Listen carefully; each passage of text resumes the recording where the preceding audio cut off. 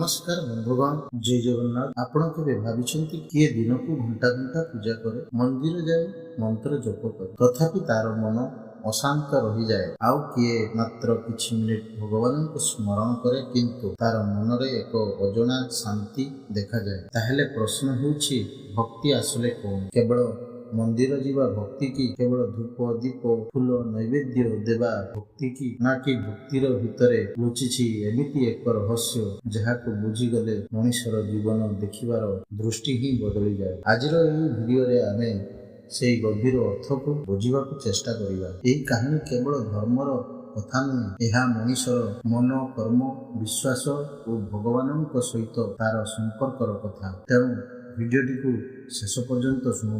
भक्ति आरंभ हुए केउठारु? बंधुगण, आमे प्रायतः भाबु भक्ति माने सकाळु उठी भगवान सामने दीप जलाइबा। निश्चित भाव यह एक सुंदर आध्यात्मिक अभ्यास, किंतु भक्तिर मूल ताठारु आहुरी गभीर। भक्ति आरंभ हुए मनरु। जेतेबेले मनुष्य निज अहंकार को टिके नमाई कहे, हे प्रभु, मु सबु किछि जाने नहीं, मोर शक्ति सीमित, तुमे मते सठिक पथ देखाओ। सेही मुहूर्तरु भक्तिर आरंभ हुए। भक्ति माने भगवान को भय करिबा नुहे, भक्ति माने भगवान को निजर बोली अनुभव करिबा। भगवान कौन देख? धरंतु दुई जण मनुष्य भगवान पाखकू गले। प्रथम व्यक्ति एक बड़ मंदिर तैयारी करिदेला, बहुत धन खर्च कला, अनेक पूजा कला। द्वितीय व्यक्ति पाखरे देवा पाई किछि न, से केवल दुई हाथ जोड़ी कहिला, प्रभु, मो पाखरे देवाकू तो बहुत किछि नाही, किंतु मोर हृदय को तुम पाखरे रखिदेवी। तेबे कहार भक्ति अधिक? एହାର उत्तर बुझिबा पाई आमको गोटिए कथा मने रखिबाकू पड़िब। भगवानଙ୍କ ପାଇଁ बाहर देखा देखी ठारू भीतरर भावना अधिक महत्वपूर्ण। एହାର अर्थ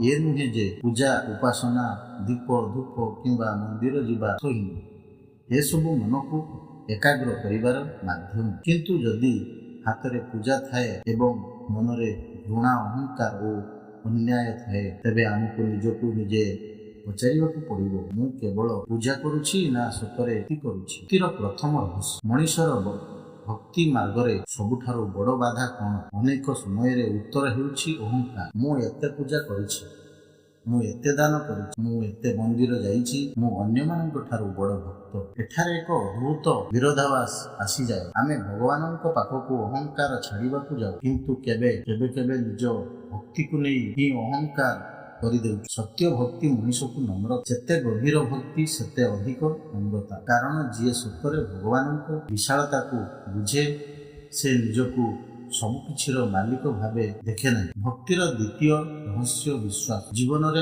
एमिति समय आसे जेतेबेले आमको किछि बुझा पड़े ना, जेते चेष्टा कले मध्य समस्या शेष हुए ना, सेतेबेले मनुष्य दुईटी पथरे जाई पारे। प्रथम निराश होई सब किछि छाड़ी देबा, द्वितीय निजर कर्तव्य करिबा सहित मनरे विश्वास रखिबा। जहा मो नियंत्रण रे अछि मु ता करी, जहा मो नियंत्रण रे नहीं ताकू प्रभुंको उपरे छाड़ी देबी। ही चिंता मन को अद्भुत शांति देई पारे। किंतु एठारे गोटिए भूल करिबा उचित नहीं। भगवानଙ୍କ उपरे विश्वास रखिबा माने कर्म न करी बसी रहिबा नहीं। भक्ति कहे कर्तव्य तुमे करो, फल को नहीं अत्यधिक भय करनी। भक्ति और कर्मर संपर्क। बंधुगण, एक कथा भल भाव बुझंतु, केवल भगवान नाम नेले जीवनर समस्त समस्या आपे आपे दूर होई जिवो एभली आशा करिबा ठीक नहीं। भक्ति आमको समस्या रु पळाइबा शिखाए नहीं। भक्ति आमको समस्या सामना करिवार मनोबल देइथा। जणे भक्त कहि पारे, प्रभु मो रास्ता कष्ट करो, किंतु मु एका नहीं, तुम स्मरण मते शक्ति दे। एही मनोभाव ही भक्तिर एक बड़ शक्ति। भक्तिर तृतीय रहस्य मनुष्य सेवा। आमे मंदिर भगवान को पूजुथाउ, किंतु भगवान सृष्टि रे थिबा मनुष्य को अवहेला करिदौ। एठारे भक्तिर एक गभीर प्रश्न आसी थाए। जदि आपण जणे भूखिला मनुष्य को खाद्य देले, जणे दुखी मनुष्य को सांत्वना देले, जणे असहाय को साहाय्य कले, जणे वृद्ध को सम्मान देले, तेबे यह मध्य एक प्रकार भक्ति नुहे कि? भक्ति केवल मंदिर चारि कांथ भितरे रहे नहीं। भक्ति आपणଙ୍କ व्यवहार रे देखा जाए। आपण घरे किपरि कथा कहउछंती, बाहर लोकଙ୍କ सह किपरि व्यवहार करूछंती, दुर्बल लोकଙ୍କୁ किपरि देखुछंती, ଏସବୁ ମଧ୍ୟ ଆମର ଆଧ୍ୟାତ୍ମିକତାର ଆଇନା। ଗୋଟିଏ ଛୋଟ କାହାଣୀ, ଚାଲନ୍ତୁ ଏକ ଛୋଟ ଉଦାହରଣ ଶୁଣିବା। ଗୋଟିଏ ଗାଁରେ 2 ଜଣ ଭକ୍ତ ରହୁଥିଲେ। ଜଣେ ପ୍ରତିଦିନ ମନ୍ଦିରକୁ ଯାଉଥିଲେ, ଅନ୍ୟ ଜଣ ଗରିବ ଥିଲେ। ତାଙ୍କ ପାଖରେ ବଡ଼ ପୂଜା କରିବା ପାଇଁ ସାମର୍ଥ୍ୟ ନଥିଲା, କିନ୍ତୁ ସେ ପ୍ରତିଦିନ ସକାଳେ ନିଜ ଘର ସାମ୍ନାକୁ ସଫା କରୁଥିଲେ, ପଥରେ ଯାଉଥିବା ଲୋକଙ୍କୁ ପାଣି ଦେଉଥିଲେ, ଭୋକିଲା ଲୋକ ଆସିଲେ ଯେତିକି ସମ୍ଭବ ଖାଇବାକୁ ଦେଉଥିଲେ। ଗୋଟିଏ ଦିନ ଜଣେ ସାଧୁ ସେହି ଗାଁକୁ ଆସିଲେ। ସେ 2 ଜଣଙ୍କ ଆଚରଣ ଦେଖିଲେ, ତାପରେ କହିଲେ, ଭଗବାନଙ୍କୁ ଖୋଜିବା ପାଇଁ ତୁମେ ଦୁହେଁ ମନ୍ଦିରକୁ ଯାଉଛ, କିନ୍ତୁ ଜଣେ ମଣିଷ ନିଜ ଜୀବନରେ ଭଗବାନଙ୍କ ଗୁଣକୁ ଆଣିବାକୁ ଚେଷ୍ଟା କରୁଛି। ଏହି କଥାର ଅର୍ଥ ହେଉଛି, ଭକ୍ତି କେବଳ ଭଗବାନଙ୍କୁ ଖୋଜିବା ନୁହେଁ, ଭକ୍ତି ହେଉଛି ନିଜ ଭିତରେ ଭଲ ମଣିଷକୁ ଜାଗ୍ରତ କରିବା। ଭକ୍ତି କାହିଁକି ମନକୁ ଶାନ୍ତ କରେ? ଆଜି ମଣିଷ ପାଖରେ ସୁବିଧା ବହୁତ ଅଛି, କିନ୍ତୁ ମନର ଶାନ୍ତି କମି ଯାଉଛି। ମୋବାଇଲରେ ହଜାର ହଜାର ଲୋକଙ୍କ ସହ ଯୋଡ଼ି ହୋଇପାରୁଛୁ, କିନ୍ତୁ ନିଜ ମନ ସହିତ କଥା ହେବାକୁ ସମୟ ନାହିଁ। ଏଠାରେ ଭକ୍ତି ଏକ ବିରତି ଦେଇଥାଏ। କିଛି ସମୟ ପାଇଁ ଫୋନକୁ ଦୂରେଇ ରଖନ୍ତୁ, ଶାନ୍ତ ହୋଇ ବସନ୍ତୁ, ନିଜ ଶ୍ୱାସକୁ ଅନୁଭବ କରନ୍ତୁ, ଭଗବାନଙ୍କ ନାମ ସ୍ମରଣ କରନ୍ତୁ ଏବଂ ନିଜକୁ ପଚାରନ୍ତୁ, ମୁଁ କାହିଁକି ଏତେ ଚିନ୍ତିତ? ମୋର ଭୟ କ'ଣ? ମୋର ଅହଙ୍କାର କେଉଁଠି? ମୁଁ କାହାକୁ କ୍ଷମା କରିପାରିବି ନାହିଁ? ଏଭଳି ଆତ୍ମଚିନ୍ତନ ମଧ୍ୟ ଭକ୍ତିର ଏକ ଅଂଶ ହୋଇପାରେ। ଭକ୍ତିର ଚତୁର୍ଥ ରହସ୍ୟ ଆଶା ନୁହେଁ, ସମର୍ପଣ। ଅନେକ ସମୟରେ ଆମର ପ୍ରାର୍ଥନା ଏଭଳି ହୋଇଥାଏ, ହେ ଭଗବାନ, ମୋତେ ଏହା ଦିଅ, ମୋର ଏହି କାମ କରିଦିଅ, ମୋର ସମସ୍ୟା ଦୂର କରିଦିଅ, ମୋତେ ଧନ ଦିଅ, ମୋତେ ସଫଳତା ଦିଅ। ଏସବୁ ମାଗିବା ଭୁଲ ବୋଲି କହିବା ଆମର ଉଦ୍ଦେଶ୍ୟ ନୁହେଁ, କିନ୍ତୁ ଭକ୍ତି ଆହୁରି ଗଭୀର ହୁଏ ଯେତେବେଳେ ପ୍ରାର୍ଥନାରେ ଆଉ ଗୋଟିଏ ବାକ୍ୟ ଯୋଡ଼ାଯାଏ, ପ୍ରଭୁ ଯାହା ମୋ ପାଇଁ ସତରେ ଭଲ, ସେହି ପଥରେ ମୋତେ ଚାଲିବାର ଶକ୍ତି ଦିଅ। ଏହା ହେଉଛି ସମର୍ପଣ, କାରଣ ଆମେ ସବୁବେଳେ ଜାଣିନଥାଉ ଯେ ଆଉ ଆମ ପାଇଁ କ'ଣ ଭଲ। ଆମେ ଯାହା ଚାହୁଁଛୁ ସେଇଟା ସବୁବେଳେ ଆମ ପାଇଁ ଠିକ୍ ହୋଇନପାରେ। ଦୁଃଖ ଆସିଲେ ଭକ୍ତିର ପରୀକ୍ଷା ହୁଏ। ସୁଖର ସମୟରେ ଭଗବାନଙ୍କ ନାମ ନେବା ସହଜ, କିନ୍ତୁ ଯେତେବେଳେ ଜୀବନରେ ଦୁଃଖ ଆସେ ସେତେବେଳେ ଆମର ବିଶ୍ୱାସ ପରୀକ୍ଷିତ ହୁଏ। ଏହାର ଅର୍ଥ ନୁହେଁ ଯେ ପ୍ରତ୍ୟେକ ଦୁଃଖ ଭଗବାନଙ୍କ ଦଣ୍ଡ।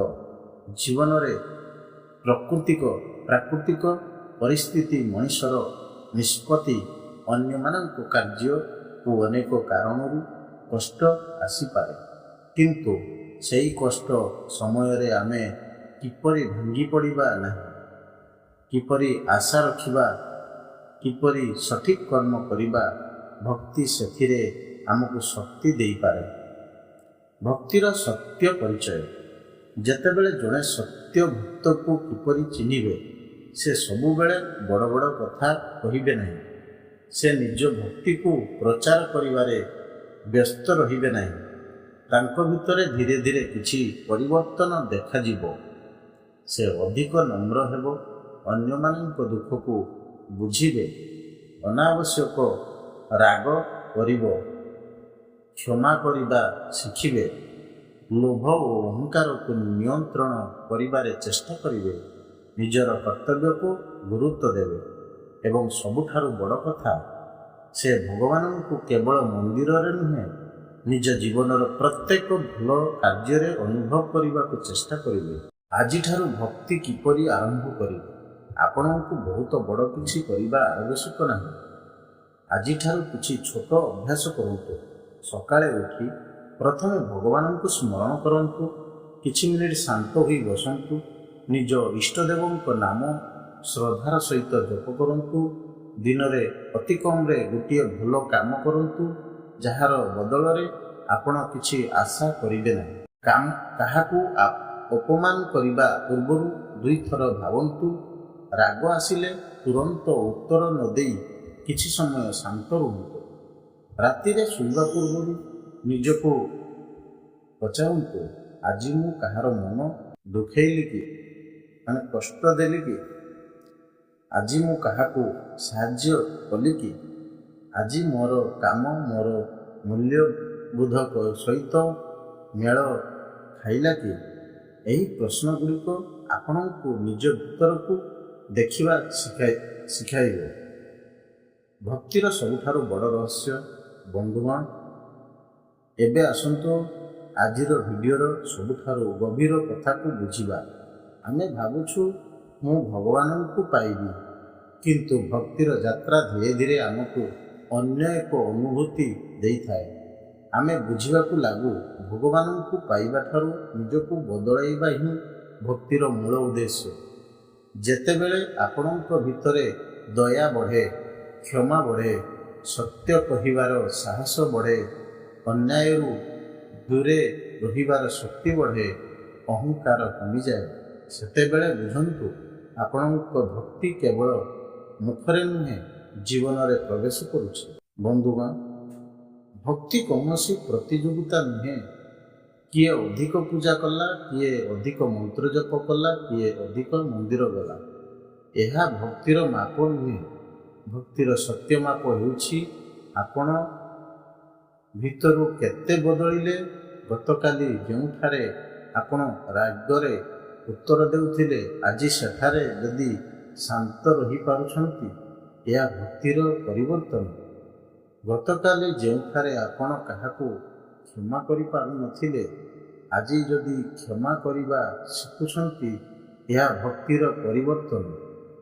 ଗତକାଲି ଯେଉଁଠାରେ ଆପଣ ନିଜକୁ ସବୁଠାରୁ ବଡ଼ ଭାବୁଥିଲେ, ଆଜି ଯଦି ନମ୍ର ହେଉଛନ୍ତି, ଏହା ଭକ୍ତିର ପରିବର୍ତ୍ତନ। ଆଉ ଯେତେବେଳେ ଆପଣ ଦୁଃଖରେ ମଧ୍ୟ କହିପାରିବେ, ପ୍ରଭୁ ମୁଁ ମୋର କର୍ତ୍ତବ୍ୟ କରିବି, ମୋତେ ସଠିକ୍ ପଥରେ ଚାଲିବାର ଶକ୍ତି ଦିଅ, ସେତେବେଳେ ବୁଝିବେ ଭକ୍ତିର ରହସ୍ୟ ଆପଣଙ୍କ ଭିତରେ ଧୀରେ ଧୀରେ ଜାଗ୍ରତ ହେଉଛି। ଶେଷରେ ଆଖି ବନ୍ଦ କରି ନିଜ ଇଷ୍ଟଦେବଙ୍କୁ ସ୍ମରଣ କରନ୍ତୁ। ମନରୁ କେବଳ ଏତିକି କୁହନ୍ତୁ, ହେ ପ୍ରଭୁ, ମୋତେ ଏତେ ଦିଅ ନାହିଁ ଯେ ମୁଁ ଅହଙ୍କାରୀ ହୋଇଯାଏ, ଏତେ ନିଅ ନାହିଁ ଯେ ମୁଁ ଭାଙ୍ଗିଯାଏ। ମୋତେ ସତ୍ୟର ପଥରେ ଚାଲିବାର ବୁଦ୍ଧି ଦିଅ, ଅନ୍ୟଙ୍କ ପ୍ରତି ଦୟା ଦିଅ ଏବଂ ତୁମକୁ ସ୍ମରଣ କରିବାର ଶକ୍ତି ଦିଅ। ଯଦି ଏହି କଥାଗୁଡ଼ିକ ଆପଣଙ୍କ ମନକୁ ଛୁଇଁଥାଏ, ତେବେ ଭିଡ଼ିଓଟିକୁ ଲାଇକ୍ କରନ୍ତୁ, ନିଜ ପରିବାର ଓ ବନ୍ଧୁମାନଙ୍କ ସହ ସେୟାର କରନ୍ତୁ। କମେଣ୍ଟରେ ନିଜ ଇଷ୍ଟଦେବଙ୍କ ନାମ ଲେଖି ଭକ୍ତିର ସହିତ ପ୍ରାର୍ଥନା କରନ୍ତୁ। ଏମିତି ଆଧ୍ୟାତ୍ମିକ ଓ ଜ୍ଞାନମୂଳକ ଭିଡ଼ିଓ ପାଇଁ ଆମ ଚ୍ୟାନେଲକୁ ସବସ୍କ୍ରାଇବ୍ କରି ରଖନ୍ତୁ। ପୁଣି ଦେଖା ହେବ ଆଉ ଏକ ନୂଆ ଆଧ୍ୟାତ୍ମିକ କଥା ସହିତ। ସେ ପର୍ଯ୍ୟନ୍ତ ଭଗବାନଙ୍କ ନାମ ସ୍ମରଣ କରନ୍ତୁ, ସତ୍ୟର ପଥରେ ଚାଲନ୍ତୁ ଏବଂ ସମସ୍ତଙ୍କ ମଙ୍ଗଳ କାମନା କରନ୍ତୁ। ଜୟ ଶ୍ରୀକୃଷ୍ଣ, ଜୟ ଜଗନ୍ନାଥ, ଜୟ ମା ଲକ୍ଷ୍ମୀ।